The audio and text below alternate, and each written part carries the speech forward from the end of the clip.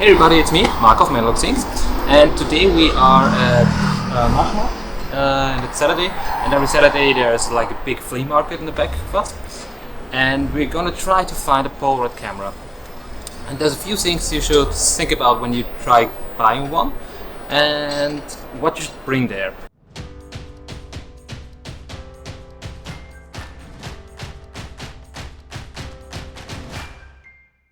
If you have the chance to, try to get an old pack of film where the battery is still working. That's really good, and try to get a few frames of Polaroid film. So you just take that pack with you, with a few frames in there. They don't have to be exposed. These are my business cards, so we can just use them. And we fill up the pack again. So we have some material in there that the camera can throw out. Why do we need this pack? It's actually pretty helpful to test if the engine is working and the flash of the camera is working. And we're gonna try to test that out in the flea market, find some Polaroid cameras and some stuff. And yeah, Jahan is with me, he's behind the camera today, and he's helping me. I will link his profile to your develop again. And yeah, so pack of film, and we head out to the Naschmarkt.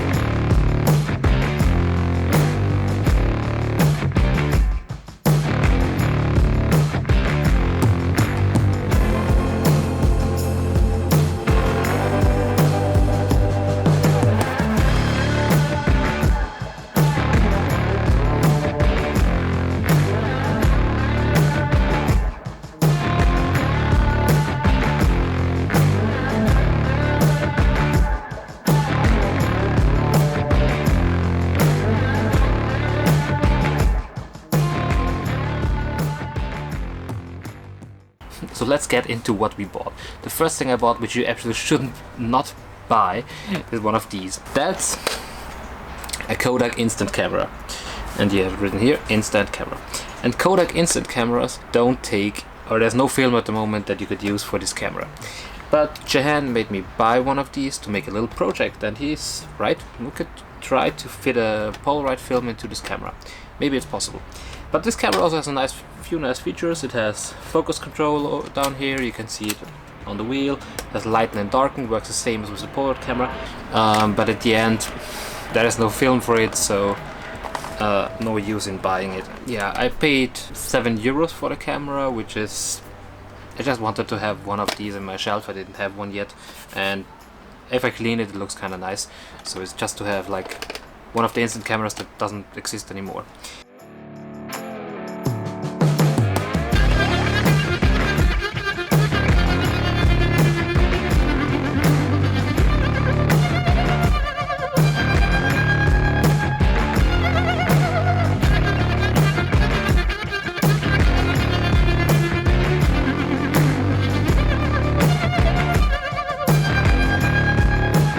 Second thing we bought is this little thing here. You maybe have seen this somewhere, and it's a really cool lens for street photographers, an amazing tool. So as you can see out of my balcony, that lens goes in front of your camera, and then you can use it to shoot in different angles or directions, on the ceiling, over there, outside. So it's just a mirror reflecting. I have to fit that that lens on something. It has a filter thread, so we can mount it on whatever we want. Yeah, let's try to print a holder for Polaroid, so we can shoot Polaroid over the angle and do some street photography, because from the front it just looks like this, but sideways you have the mirror that brings you somewhere else. That's another neat thing. Price was also pretty okay. She wanted €20 to a woman, so I got it down to €10 for that little lens, which is pretty cool, and just by waiting. So if you're buying stuff, take your time, don't be in a rush. The price will always drop, because they don't know what they have mostly of the time. They just have camera stuff.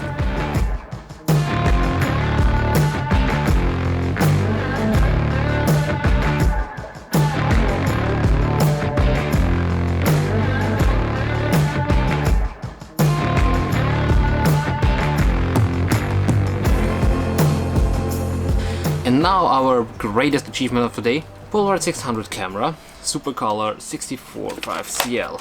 In mint condition, I have to say. There's like not a single scratch on that camera. Even the camera strap in the back still has that original sleeve over it. The lens hood is, the viewfinder hood is still there. Everything is in perfect condition. The rollers are super clean. Camera is amazing and I love it. It's red. I didn't have one of the old ones and now I have one for 30 euros. So the 30 euros in my opinion is a really great deal. That camera is in a mint condition. When you go to the flea market, what do you have to check? First, take an overall look on the camera, how it's looking. Is it in a good condition? Is there anything missing or anything? Has it the camera stripes in the back? Really watch out if it has that plastic around the viewfinder. That's important. That most of the times this one is missing. Plastic here, if that's still there. Open the camera, try it.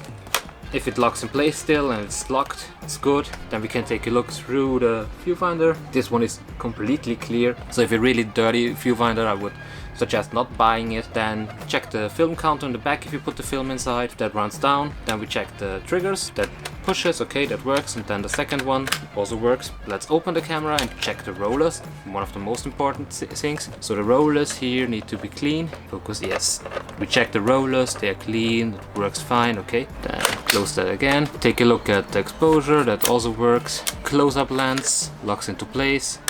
Unlocks again. That's everything there is to the camera. Now we just have to put the film inside and test the camera. Yes, in my opinion, a great deal on that camera. I was really happy with the price and that's gonna be used soon in the future. If you go to the flea market, the things you have to watch out for at the camera. First, get a pack with film to test the camera. It doesn't have to be valid film, you just take some old frames, put them inside of the pack so you can use them to show if the rollers are working. A lot of people just show the camera by putting in an empty pack of film, and that's okay because you hear the engine working and you hear the sound and the flash would also fire.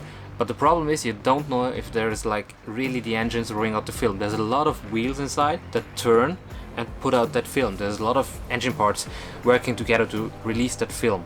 And if there's only one broken of them, or if there's too much chemistry on the rollers and they are blocked, it wouldn't work and you wouldn't see that without like frames inside. So that's one really important thing. If you can get one, try to do so. Second thing you have to check for the cameras, see if the flash is working. Flash is one thing that could be not working. With old cameras it can be that it takes really long to load, but that's not a problem. Just try to make a few pictures with the camera and then it should be fine, charging up faster. This one here has like two LEDs in the back for the flash, one red and one green one, and you will see the green one light up when the flash is finally charged. Another thing we have to check, the rollers. The rollers should be really clean. This is one of the most important parts. If they are not, and they are like, you should try to move them with your hands. If they're not running smooth, you could try to clean them, but also a point where you have to get down with the price a lot. The other part, viewfinder. The little plastic in the back always comes off with the 600 cameras. I think that's it for the 600 cameras. Unfortunately, we didn't see a 670 camera on the flea market. I would really love to test one of these there. You have to watch out for a completely different set of things, like if the mechanic works, if it opens and closes, if the pedals are fine. So a 670 is a completely different topic there. But the 600 camera made a great deal today. If you like that, if you have any questions about buying your camera, just drop me a line in the comments below. If you liked the video, thumbs up. If you didn't, thumbs down. Subscribe to the channel if you want to see more content. And hope to see you next week. Bye!